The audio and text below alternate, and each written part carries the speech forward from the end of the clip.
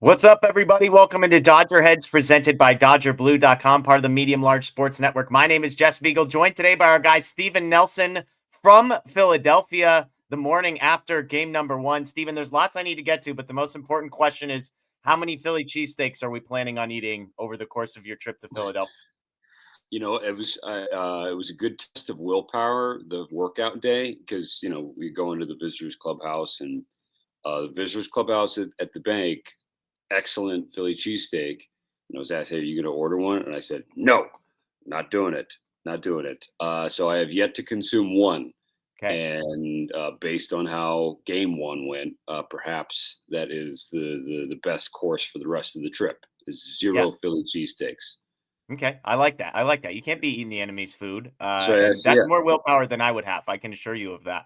honestly, I surprised myself because they are delicious. I love it. I love it. Well, let's talk the game because game one was just plain Oh, nuts. Uh, the Dodgers steal one from Philadelphia. They go into one of the craziest environments and get game one with Philadelphia's yeah. best pitcher on the mound. Probably the matchup that they liked the best as far as their pitcher and who they were facing. Uh, just take us inside the stadium. You're on the call on the radio for the Dodgers. Take Yep. us inside just how nuts the bank was last night. So I'd been to I've been to Philly plenty of times for games, and I came and covered the 22 World Series for MLB Network. It was the Phillies against Astros, and Philadelphia had a 2-1 lead and ended up losing that World Series. And to this day, that is the loudest road atmosphere I've experienced in baseball, and I don't know that it's close. Petco got got close in the division series last year. But Philly is just different, right? It's the reputation that the city has as a sports town, Yeah. and the reputations of their fans. Obviously, uh, it precedes itself. And so if you've never been before, you kind of know going in that is you're expecting anyway something pretty raucous. And so if any Dodger fans did make the trek out and that was their maiden voyage to the bank, I'm sure that they were taken aback. But we were talking in the radio booth about how when you go to a game at Dodger Stadium, everyone talks about how loud the PA system is, right? How Yeah. they're just bumping music constantly and like bursting your eardrums. And so Rick Monday has an app on his phone where he can check the decibel level. And so he'll do that at home just to, like, oh, look where it's at. And it's typically about, around 95, which is pretty loud. Um, well, this was before the game it starts, and we put up the app and the radio booth, just fans, right? It's not music, it's not PA system, just fans was about 100. Crazy. So I think that's kind of the best way that I can describe it to Dodger fans who haven't been and may never come to Philly, just what kind of atmosphere it was. So for the Dodgers to come in there and take the first punch, because we were like, this it's imperative for them to throw the first punch Right. and kind of silence the crowd. Well, it didn't happen, and they fell down, and for them to punch back and then eventually silence that crowd, what an epic way to kick off the division series and take home field advantage. Yeah, and I want to circle back to Teoscar because I think he's probably the main storyline here. But as we're Yeah. talking about crowd noise, I woke up this morning and I couldn't help but think about Roki Sasaki, a Ooh. 23-year-old rookie Yep. who was called soft early on in the season by the national media, who has struggled most of the year. And ex And players and ex players. right, totally. And Mm. for him to come into a postseason game in Philadelphia, game one, close game, his Yeah. first ever save opportunity, Yeah. and for him to throw 11 pitches and 9 of them are strikes, and he's throwing the stupid splitter that's making people look dumb, and he pretty much just cruises through his Yeah. first save in Philadelphia. Like, I don't Yeah. think I could say enough to quantify how huge that was. By the way, for an entire bullpen that looks defeated, that looks like it lacks confidence, and for him to walk into that park with that amount of swag as a 23-year-old rookie was insane to me. I mean, spot on, Jeff. Like baseball is a crazy thing because maybe not yet, maybe not 2 months ago. I I don't think there was a single person in the org who thought this would even be on the table, let alone Totally. like happen. for Roki to be closing games. And that just goes to show like how quickly things can turn in both directions from a mental and emotional standpoint. And I listened to your interview with Rob Hill, and for him to kind of peel the curtain back on that transformation, it really is like they lift up the hood, and it's almost like they deconstruct everything under it and then rebuild it one piece at a time. And somewhere along the line, it clicked for Roki, and he found his confidence again. And now we are seeing the guy that the baseball world has been talking about for several years in a totally different role Totally. that he's never been in before. But from a stuff, a look, a presence standpoint, that's the dude that everybody was clamoring for last offseason. And so that is one part of it. The other part of it is what you talked about, to then display that in, perhaps, again, as we talked about, the toughest road environment that there is in Major League Baseball. That's something else entirely. Yeah. And Dave Roberts in his post-game media discussion talked about the lanes, right? Was it Turner, Schwarber, and Harper? No, but those guys were also 1 for 11 last night. Yeah. In their own right. But it's, you still have to execute. Doesn't matter who's in the box. And the Dodgers saw when the Phillies visited LA, like the bottom of the order can clip you. Yeah. And so just to execute like that and kind of slam the door, tying run at the plate, that was stones from Sasaki. That's all you can say. And we were all sweating it because, like, hey, Yeah. you're getting in against the Reds in a wild card series in a non-safe situation. All right, it's still just 3 outings out of the bullpen. We really still do not know about this kid. Well, now I think we know what this kid's made of, and kudos to him, man. He deserves every single flower he's getting today, because the way he has transformed himself is really remarkable. Well, and I imagine we've seen the psychology of a bullpen in the Mm. wrong direction over the last month and a half, about how one bad outing and two bad Yeah, outings and three bad outings can yeah, spiral. yeah, For that group, I mean, because I'm going to set Glass now to the side because he came in relief, but I don't think he's like a bullpen guy yeah, necessarily. yeah, But for Vesia to come in with the bases loaded, 3 pitches, 2 of them strikes, get out of it, and then for Sasaki to work like he did, that feels to me, Steven, like it's the type of outing that, one, gets people in the right lanes. Like if Roki Sasaki is just the closer now, and so Trinan and Vesia and whoever else can yeah. kind of be in different roles, and maybe he's not the closer. We'll see what Dave decides to do. Right, But right, it right, right. feels like the type of thing that maybe can turn the tides emotionally, psychologically in that pen. Yeah, I hope so. I think it feels that way too. And that's to say nothing of Blake Trinan, who has looked better the Yeah. last few times that we've seen him. So little by little, just one by one, right? And then if everybody can just kind of hop in line, even if it is the back of the line, you're still in line. Okay, all right. Yep. Well, all right, they're feeling good. Like let me kind of follow their lead. Hopefully it's kind of a domino effect back there in the bullpen.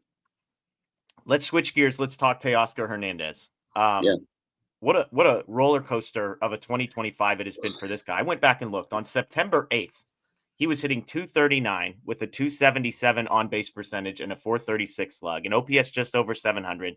And we know about the defensive and effort and injury stuff that was surrounding him. That was on September 8th. Since then, including postseason, he is hitting 304. He's got a slug of 658. He has 7 home runs. He now has 9 RBIs in 3 postseason games. He has the biggest swing in 2 of 3 postseason games for the Dodgers this year. yeah. I mean, I don't know what it takes to be able to weather the storm he weathered and to just flip the switch in October, but I'm glad he did. Yeah. So I've shared this anecdote on the air before, but I'll share it here. There was a few months ago, we're on the plane back from a road trip, and this was right in the throes of Mookie's struggles, Okay. where Betts looked totally lost.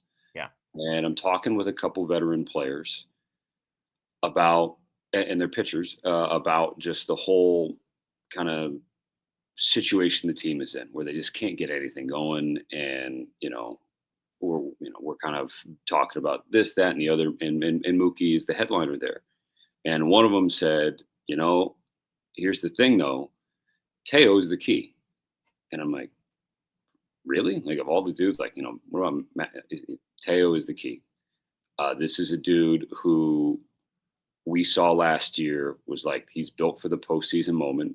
He's having a terrible season by his standards and by his own admission. But Teo is the key. If he can get hot for 3, 4, 5 weeks, he will carry us to a championship. That was so, and we're kind of seeing that. And I think now after 2 full seasons, basically, Dodger fans, we probably all just have to kind of take Teo for who he is. Like this is just the Teoscar Hernández experience. Like that he is not elite in the field. That he's not close to that. But his defense, his best defense is offense. Scoring more runs than he allows. Correct. In that second game in the wild card series, he gave 2 runs to the other team, but he came up later in the game and he got those 2 runs right back. Crazy. In game 1 against the Phillies, you could argue it's really going to be 1 or 2 of the 3 runs that you can maybe put on that attempt or non-attempt at cutting off the ball. But then he got both of them and more back with 1 swing later in the game. And so if he is going to do that throughout the postseason, I think the Dodgers certainly will take it. And I think the Dodger fans should take it as well. There have been other players in the past who have been so frustrating. And Manny Ramirez comes to mind of yesteryear. And it was Manny being Manny. And, his antics in the outfield. And Teo is not close to that, right? But that was a dude who rose to the occasion, especially in the postseason, time and again. And so if this is going to be, that's going to be Teo's path, then as long as he's helping him win games like he is, then again, we just have to enjoy the ride. Totally. Well, and it's obviously the two are not connected, right? It's like, hey, maybe we play a little bit better defense and still get the swing. Like we don't have to choose. Yeah, no, I agree. But but to your deal. point, I think he has gotten the benefit of the doubt as the total package player because look, if you're like the swing he had yesterday is so insane to have put 2 guys on the top of the lineup goes 0 for 2. You're down at the point, and for him to have that swing and to put the ball into the right center field seats was nuts. And I don't know about you guys watching at home, but off the bat, and we were talking to some other of the different booths after the game. Nobody thought that was getting out.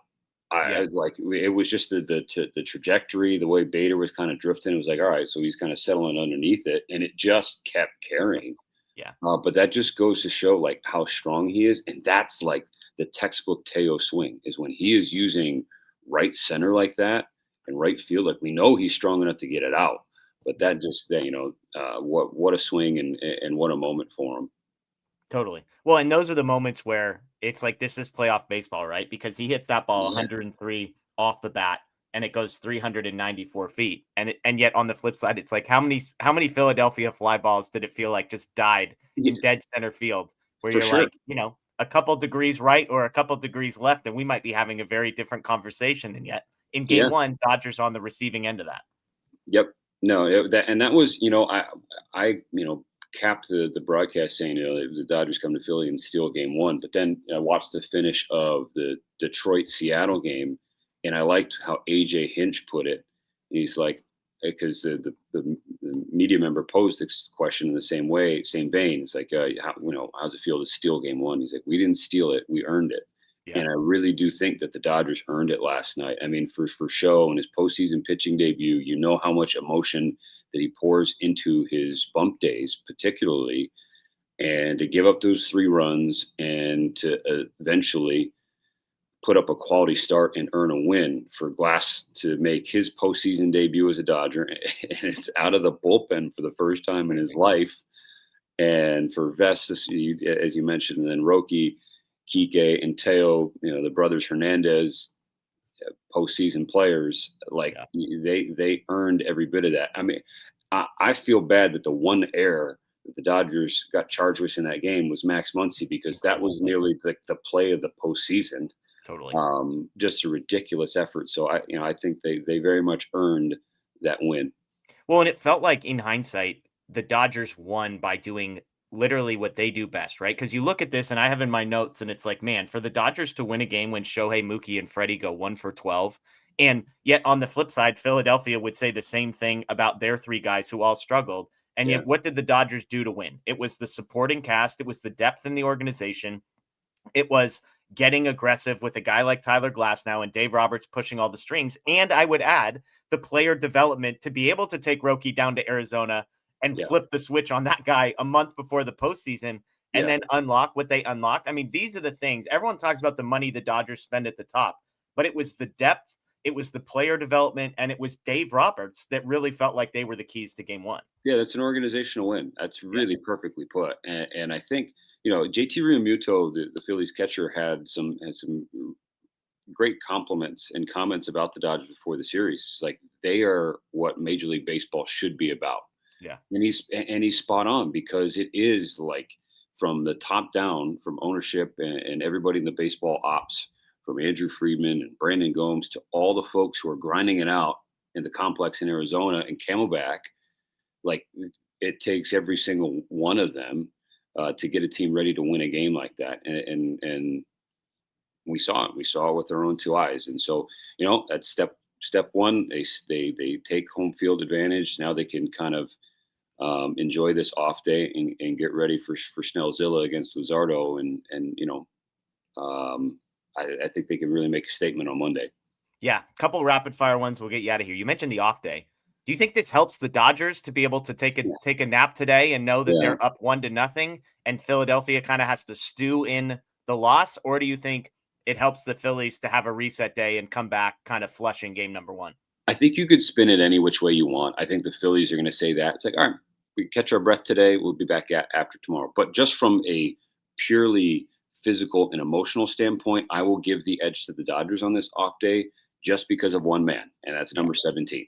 Because of everything he left on the mound in Philly last night, the exertion of 6 innings, and we saw the 4 strikeouts at the plate. He did walk to extend his on base streak and all that, but I imagine that Show slept pretty well last night into this morning, and now it's not just him though. He would be the leader of that, but it's Tommy Edman getting treatment. It's Max Muncy getting treatment. I mean, there are some banged up Dodgers. Okay, like this team is nobody's 100%. Like we know that this time of year, but some of the Dodgers core pieces are really battling, and so off days like today where they can go in and get treatment and kind of get ready to play a game tomorrow. I think that's massive for the Dodgers. It doesn't guarantee anything, doesn't guarantee a single thing, but I just think if you're going to say who does the off day benefit more, I will lean LA. Yeah. Speaking of banged up Dodgers, Will Smith gets into a game, plays half of it, pinch hits in the 5th. No issues as far as on the defensive side of things. Obviously, offensively, 0 for 2, but does score a run. Where do you think? What do you get the sense? Like, where is he at? What's his availability going to be? Like, is there a chance he's starting game 2, or do you think they rest him game 2 and maybe we're shooting it for game 3? I don't know. This is just purely me. I have zero inside info on this, but I kind of think he starts. But that maybe they do the same thing.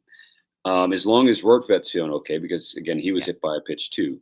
But it was, we knew going into last night that Will was going to get in there at some point, because I think it was imperative for them to kind of get him back into the flow of a game, even if it was just half a game. I know people were questioning, like, wait, he's good enough to play. Well, then why isn't he starting against a left-handed pitcher? It's like, I think you also have to look at the other side of the coin, which is the pitching staff and the way Ben Rortvedt has been handling it the last couple of weeks. Like, Benny deserves that start. Like, the starters have gotten really comfortable with him and they trust him. I still think that he's getting on the same page with a lot of the relievers, whereas Will has that foundation. Yeah. And so maybe that is the way that they roll it out until Will is 100%. Again, that's just me speculating. I don't know. I wouldn't be surprised if either way tomorrow, if it's Ben or if it's Will starting. But I like that they got him in there and that he could see some game rep pitching because live batting practice and sim games and all that. Like, I'm sorry, that doesn't have 47,000 at the bank going crazy and booing your tail off. So I thought that was another perk of the game as well. Okay, last one. Tyler Glass now. I kind of speculated before the game that if it's one inning, then maybe that doesn't impact anything moving forward. He ends up getting 5 outs. He throws 34 pitches. These were not stress-free pitches for a guy who we know, things sort of have to line up a little bit more seamlessly. It feels like for him at times in Yeah. order for him to be at the top of his game. I can't help but speculate about a game 4 and a certain gentleman by the name of Clayton Kershaw possibly being involved in that game. What did you think of the decision to go to Glass now, to stick with Glass now? It sounded like they were going to go 3-inning save with Glass now if things had gone smoothly. Yeah. And how this might trickle down. Now, game 4 is a long ways away because of these weird off days. Yep. But it just feels like there's a world where Clayton Kershaw is heavily involved in game 4. Yeah, I think the beauty of the postseason, and that the Dodger fans have seen it happen to them and seen them try to execute it as well. Like, you were just trying to win that night. Totally. And you worry about tomorrow, Exactly. and so and I think it was awesome to see Glass now on board. And you just reminded me of a subplot Mo and I talked about on the radio last night. Glasnow's second start of the season was in Philly. Didn't go well. And we remember how that went, right? It was rain, it was suboptimal conditions, and he didn't handle it well. He Yeah. lost his composure on the mound and didn't like the mound, but didn't call for the grounds crew to fix it, and walked the house and eventually left the game, and then the grand slam. And I thought for him to make his relief debut back in the same ballpark in a postseason atmosphere was really good for him. Yeah. As we've seen him battle more down the stretch of this season, that's been a really cool uh, point of evolution for Glasnow, I would say. So the fact that he was on board for that and not saying, what if I'm lined up for game 4 and this kind of throws things off for me? Like, this is too different for me. Where he's like, no, I'm all right. Oh, I'm peeing right now. I'm in the bathroom. You want me to get warmed up? Like, all right, let's go do it. Like, I thought that was really that was a really big thing for Glasnow and the rest of the staff. So a Kirsch is looming, but then again, you could see Kirsch tomorrow, right? Like, Yep. we just yeah, that's the thing. You worry about tomorrow. But the fact that I think that the way that the series is stacked up with off days, like, it gives the Dodgers a little bit more flexibility to kind of mix and match and piecemeal things together. Yeah. I think it's a great point bringing up that start from Glasnow in Philadelphia because it kind of ties it all together. When you think about the 3 guys that were kind of at the middle of this, and Kike I'll set to the side. He deserves to be part of this conversation, but Kike is in his own pocket of the world. Yeah. But when you look at Roki and Glasnow and even Teoscar Hernandez, like, these are 3 guys who, I don't want to say, like, let's just say there was a narrative around the mental fortitude of all 3 of those players at some point. And all 3 of them at the biggest stage in the biggest moment when the most quote unquote mentally weak people would have folded, all Yeah. 3 of them did exactly what was asked of them and then some. To your point, Glasnow, he gets 5 key outs, which any Dodgers fan that knows how valuable 5 outs of the bullpen are. And you're not asking questions about what it looks like. You're just saying, thank you for getting them for me. Yeah. Same, Teoscar, the big swing, Roki, the closing thing. It was just an unbelievable kind of full circle moment, I think, for those 3 guys. And hopefully it's not the end of the story. Hopefully there's more chapters of the strong mental fortitude yet to come for all 3 of those guys. But Yeah. it's just a perfect encapsulation, a perfect storyline for this group. Yeah, Jeff, like, you could go down the line and there's just so many little positives, little victories within a big win for the Dodgers last night that I hopefully the team takes moving forward. And okay, the Phillies load the bases against the Dodger bullpen, and I would say 99% of people were probably thinking, "Here we go again." And at the end of the day, it was zeros, and that's all that matters. It doesn't matter how many people you leave on. It's just that you leave them on. And so, again, there is just that should be a huge, huge boost to this team. Hopefully springing them forward through a lengthy postseason run, but short term, we'll just focus on game 2 and Blake Snell. Yeah, I love it. I love it. That is No Steven food, Nelson. no food questions. I'm like the internet's cooperating. I asked you about Philly cheesesteaks at the beginning, but Oh, that's a good point. you're trying to make good decisions. I'm not over here trying to like bad influences, Like, I mean, I'll ask, do you have like, is there a road snack that you take with you everywhere you go? Is there something you try and find in the airport or something? Okay, so all right, great question. So I do travel with one of these little magic bullet Okay. maker things, and I try to procure some stuff to blend up a smoothie. Okay. I've become a sucker for I think it's lesser. I don't know what the brand is. It's just like uh, Himalayan popcorn, Himalayan Oh, sea yeah, yeah, salt yeah. Oh, popcorn. yeah. Yeah. Yeah. Himalayan Gold. Yeah, so whatever. Yeah, I don't know whatever it is, and like that's stuff's turned dangerous. Yeah. But those are kind of the two things That that sounds like healthy, Steven. You're saying no to cheesesteaks, you're making smoothies in your hotel room, and you're popcorn is. drinking like you're eating coconut oil popcorn. I like this guy. Yeah, just hold on. Line of demarcation, very different to Gabe Kapler's routine with that. But yeah, so I would say those are the kind of the two things. Anything salty, anything Okay. salty. Okay. That's kind of the go-to for Well, me. hey, whatever the routine is, 3 wins for the Dodgers in the postseason, so don't mess with it. Just keep that up. Keep saying no to the Philly cheesesteaks. Keep saying yes to the popcorn, and hopefully this thing keeps rolling. Amen. Amen. Speaks. All right. Let's do this again, man. After several more Dodger wins. Let's hope. Let's hope. Folks, if you didn't know, by the way, if you hook your TV subscription up to the MLB TV app, you can actually get Steven Nelson on the call instead of the national broadcast. So go ahead, take that into consideration. It's an extra step, but I can assure you it is worth it. So, Steven, Oh, enjoy the rest of this road trip. Enjoy the day off. And like you said, we'll get in touch. We got a lot more wins to stack here before the end of the season. let's go. Let's go, Dodger fans. See you on Monday. All right. Thanks, everybody. Again, this is DodgerHeads presented by DodgerBlue.com. We are live after every post-game show. We've got our normal Sunday, Tuesday, Thursday night shows as well, if those are off days. So enjoy the rest of your day. As always, go Dodgers. Oh.